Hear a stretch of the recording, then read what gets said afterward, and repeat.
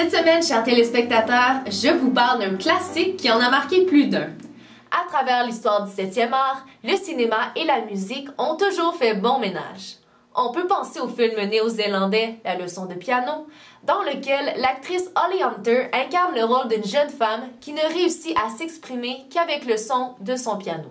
Et vous avez aussi peut-être été touché par le drame historique Le pianiste. En effet, l'acteur Adrien Brody se met dans la peau d'un juif lors de la Seconde Guerre mondiale qui, à travers son amour de la musique, essaie tant bien que mal de se sortir vivant du cauchemar de l'Holocauste. Que d'émotions dans ces deux films, grâce à l'apport de la musique! Alors, on ne peut passer sous silence l'opus du professeur Holland. Ce film paru en 1995 par le réalisateur Stephen Herek a ému plusieurs personnes. On se dit que son succès peut avoir été, en bonne partie, assuré grâce au jeu magnifique de l'acteur Richard Dreyfuss. Cependant, l'importance accordée à la musique est sans aucun doute ce qui classe cette production cinématographique dans la catégorie des classiques. Pour ceux qui n'ont pas eu la chance de visionner ce chef-d'œuvre, je vous le conseille absolument. Ce film comporte une variété d'aspects intéressants. Personnellement, ce qui m'a vraiment intriguée est l'importance que tient la musique dans cette production. Le réalisateur a étalé le film sur plusieurs années, ce qui a permis à Michael Kamen, le compositeur de musique officiel de la production, d'explorer différents styles de musique. Ce ne sera donc pas une surprise si je vous dis qu'il prend un plaisir fou à marier le rock et le classique, ce qui par le fait même dépeint originalement l'évolution de la musique.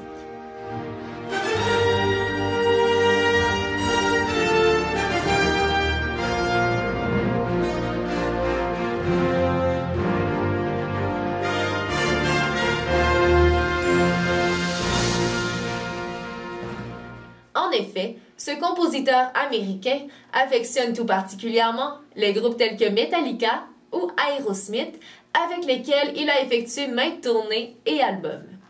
L'influence de Kamen ira jusqu'à modifier l'approche pédagogique du professeur incarné par Richard Dreyfuss. Ce dernier aime bien baser son enseignement sur le classique tout en incluant le moderne. Bien sûr, la musique occupe un rôle important dans ce film, mais elle est doublement importante car elle aura un impact dans la vie des personnages. On y raconte, plus particulièrement, l'histoire d'un jeune compositeur de musique qui doit enseigner cette discipline à des élèves de niveau secondaire afin de subvenir à ses besoins et à ceux de sa famille. Étant le père d'un jeune garçon, M. Holland ne peut contenir sa joie de faire connaître sa passion à ce dernier.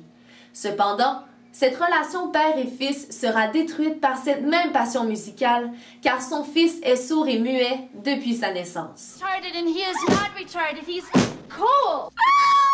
What does he give him what he wants? I don't know what he wants. I don't understand what he's trying to tell me. Don't you get it?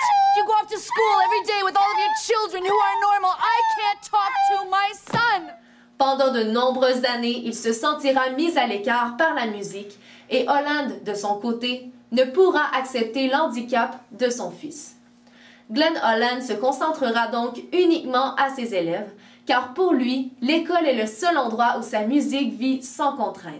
Cet enseignement sera, en quelque sorte, ce qui réveillera en lui une réelle vocation et ses méthodes pédagogiques bouleverseront le collège pendant une trentaine d'années. I will use anything from Beethoven to Billie Holiday to rock and roll if I think it'll help me teach a student. Heureusement, lorsque le film bascule au tout début des années 90, cette même musique qui à l'origine détruit leur relation viendra sauver les deux hommes.